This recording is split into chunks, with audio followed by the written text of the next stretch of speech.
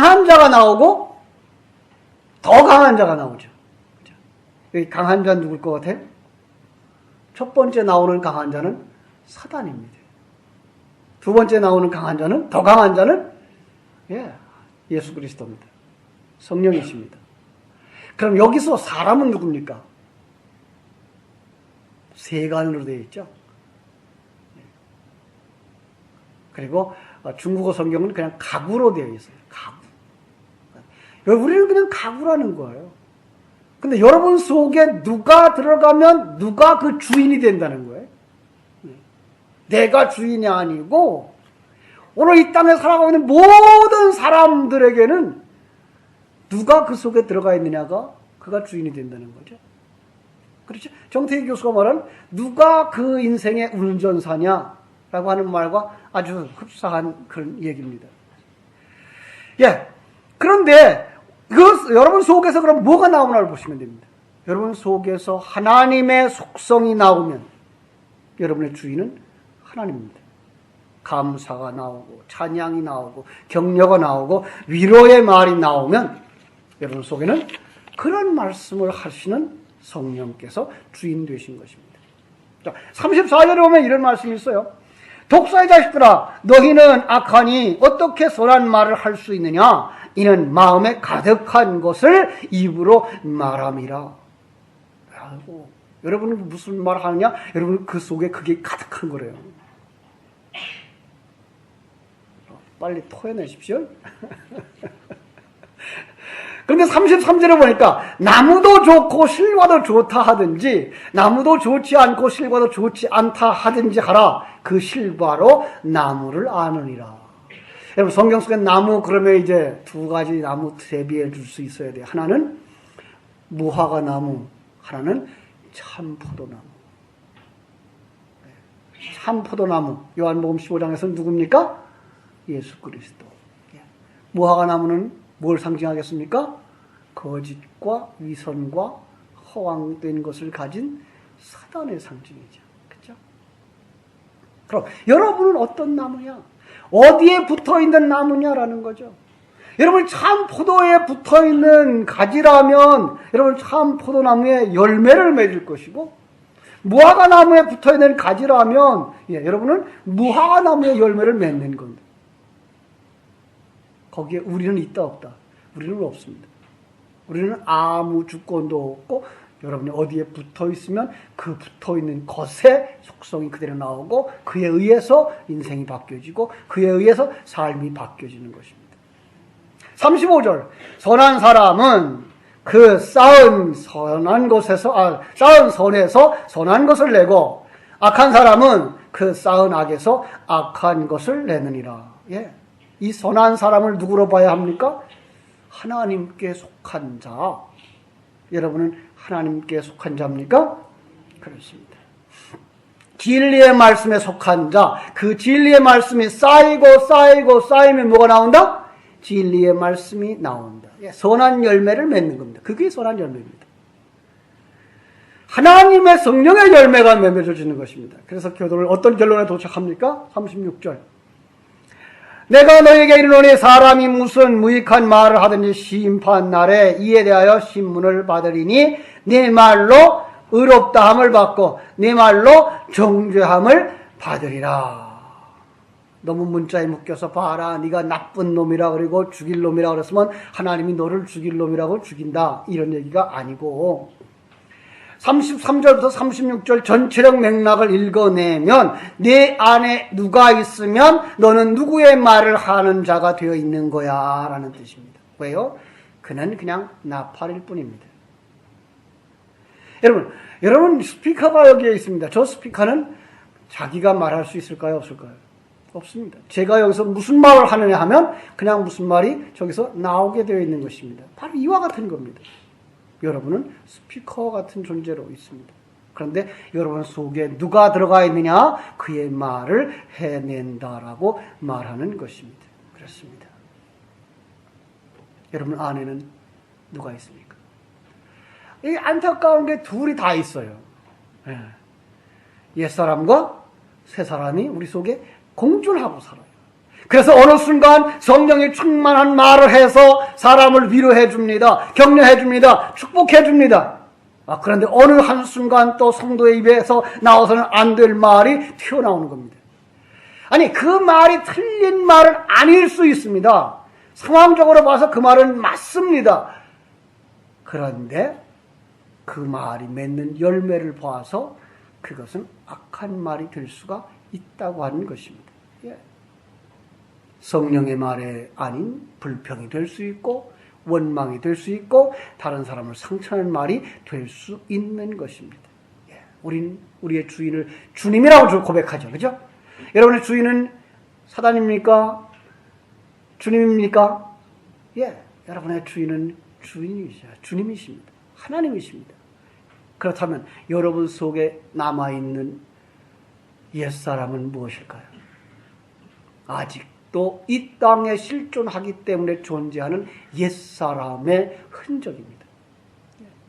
이걸 죽은 자라고 바울은 말했습니다. 그런데 죽은 자가 늘 발동을 합니다. 왜요? 주변의 모든 사람들이 다 그에게 속해 있기 때문에 그렇습니다. 주변의 모든 사람들이 그에게 영향을 끼치고 있기 때문에 그렇습니다. 그래서 참 우리 과거로 돌아가서 좀 보면 우리 예배당에 나오는 분들은 한여름에라도 긴팔, 그죠? 긴 옷을 다 입었습니다. 왜? 사람들 앞에 속을 드러내 보이지 않고 싶어서. 그런데 어느 날부턴가 텔레비전에서 짧은 옷들이 막 나오고 그게 그냥 창피스럽지가 않게 돼 보였습니다. 그러자 예배당에 나오는 우리 자매들도 그냥 짧은 옷들을 그냥 입기 시작을 했습니다. 그래서 지금은 제가 이런 말을 하면 저 어느 시대 얘기야 그러죠. 그죠? 이게 무의식적으로 바뀌어버린 겁니다. 우리가 왜 텔레비전에서 그 부정한 얘기들, 살인하는 얘기들 자꾸만 하면 안 되느냐 하면은 그것들이 그냥 무의식 세계 속에 들어가 버려서 그 일을 하고도 그게 잘못인지 모르는 겁니다. 죄인 줄 모르는 겁니다. 아무것도 육당은 없습니다. 정말 영화를 보고 연속극을 봐도 그 속에서 바로 볼 수 있는 영안이 열려지기 전까지 우리는 세상 것을 보면 볼수록 거기에 빠져들어가게 되어 있습니다. 그리고 그걸 흉내내게 되어 있습니다. 요즘 들어서 철없는 애들이 저지르는 범죄들 바로 그런 범죄들입니다. 자기가 해놓고도 그게 그렇게 큰 죄인 줄은 모릅니다. 그리고 그게 계속해서 방송을 타고 나가는 순간 많은 사람들에게 똑같은 영향을 끼치고 있는 것입니다. 그래서 우리 옛사람이 거기에서 부채질을 하면 그냥 일어나는 거죠. 여러분, 그것에게 속지 마시기 바랍니다. 오늘 말씀 분명히 기억하십시오. 33절. 나무도 좋고 실과도 좋다. 그렇죠? 그 사람은 좋은 사람이면 그에서 좋은 열매를 맺어야 되는 겁니다. 나무를 보면 열매를 안다. 마을을 보면 그가 누구에 속한 것을 안다라는 겁니다. 무서운 말씀입니다. 무서운 말씀입니다. 여러분 속에다가 혹 악한 자를 키우고 있지는 않습니까? 여러분들이 계속 악한 말을 들어서 여러분들의 마음에 채우고 뇌에 채우면 여러분은 계속해서 그 죽은 자에게 먹을 것을 대주는 겁니다. 그럼 그가 힘을 얻습니다. 그리고 어느 순간 그가 발동해서 나오게 되어 있습니다. 그리고 그가 여러분의 인생의 운전사가 되는 겁니다. 악한 자였다면 그런 악한 자의 소굴로 여러분을 끌고 갈지도 모릅니다. 그래서 우리는 무슨 말을 합니까? 마지막 절 37절. 네 말로 의롭다함을 받고 네 말로 정죄함을 받으리라. 이 말은 네가 그 말을 했기 때문에 그리로 가는 거가 아니고 너는 거기에 속하였기 때문에 그 말을 하는 자야라는 겁니다. 그래서 우리는 말을 바꿔야 되죠. 원망과 불평의 말을 하지 말아야 됩니다. 성경이 그렇게 말하고 있지 않습니까? 에베소 4장 29절 봅니다. 찾으셨어요? 찾아보시기 바랍니다. 에베소 4장 29절.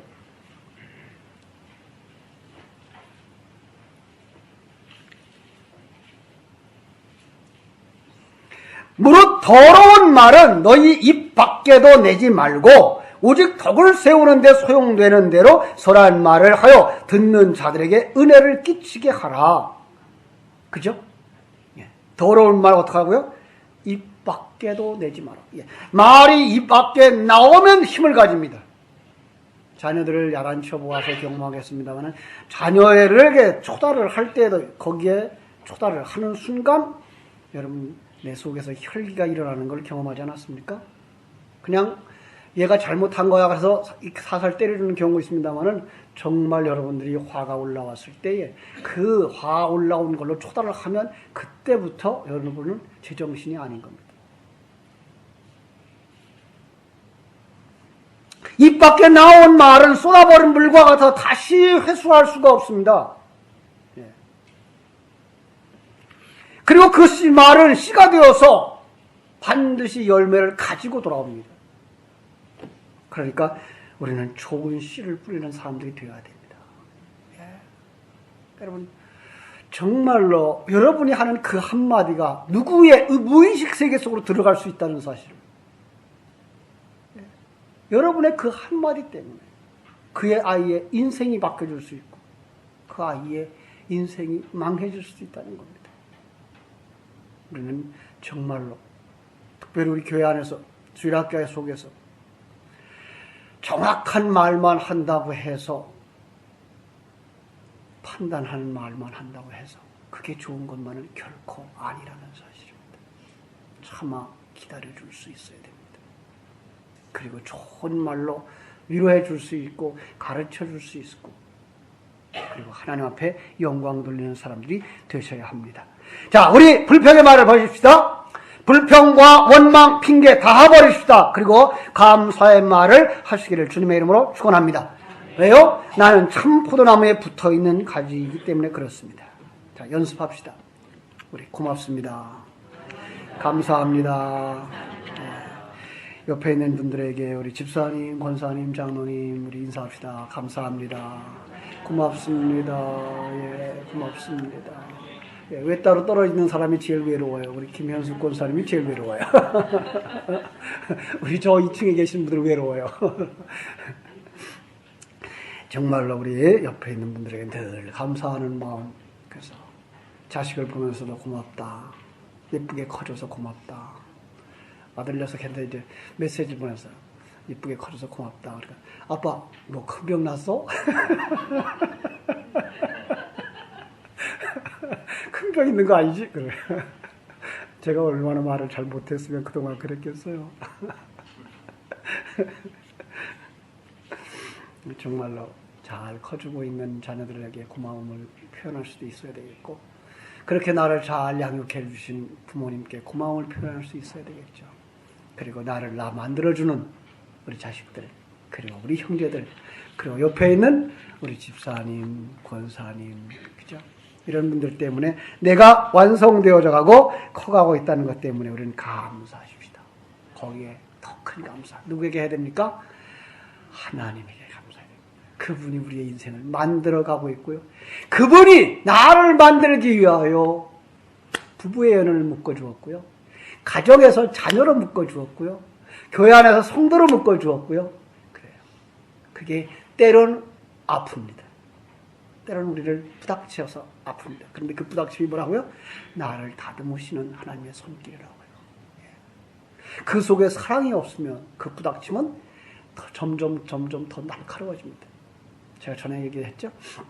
돌과 돌이 부닥치면 두 가지 현상이 일어난다고. 한 군데는 돌과 돌이 부닥치면 부닥칠수록 깨지고 날카로워집니다. 그런데 한 군데는 부닥치면 부닥칠수록 다듬어지고 둥그러집니다. 두 군데 차이가 뭔지 아시죠?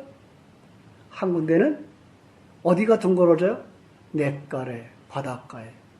거기 냇가과 바닷가는 뭐가 있어요? 물이 있습니다. 사랑의 물 속에서는 부닥치면 부닥칠수록 나도 다듬어지고 상대방도 다듬어집니다. 사랑으로 묶어진 부부들은 그래서 부닥치고 싸우면서 닮아갑니다. 그래서 50이 지나고 60이 지나서 모습을 보면, 생각하는 걸 보면 한 길로 가고 있습니다. 다 다듬어졌습니다. 심지어 뭐까지 닮아갑니까? 병까지 닮아갑니다. 왜? 먹는 것도 생각하는 것도 잠자는 것도 습관이 비슷해서 다 닮아지게 되어 있습니다. 그런데 어디에 있는 것들이 부닥치면 깨진다고요? 채석장의 돌들. 거기선 부닥치면 깨집니다. 거기 뭐가 없어서? 물이 없어서, 사랑이 없어서 그렇습니다. 우리는 그 사랑 가지고 하나님의 은혜 속에서 만들어져 가고 있는 나를 보면서 조금 더 원망할 거 없습니다. 왜야? 그보다 크신 하나님이 우리를 붙들고 계시기 때문입니다. 모든 이들에게 감사하고 오늘도 승리하는 하루 되시기를 주님의 이름으로 축원합니다. 우리 한번 청송으로 기도하겠습니다. 하나님 정말 내게 이런 사람들 주셔서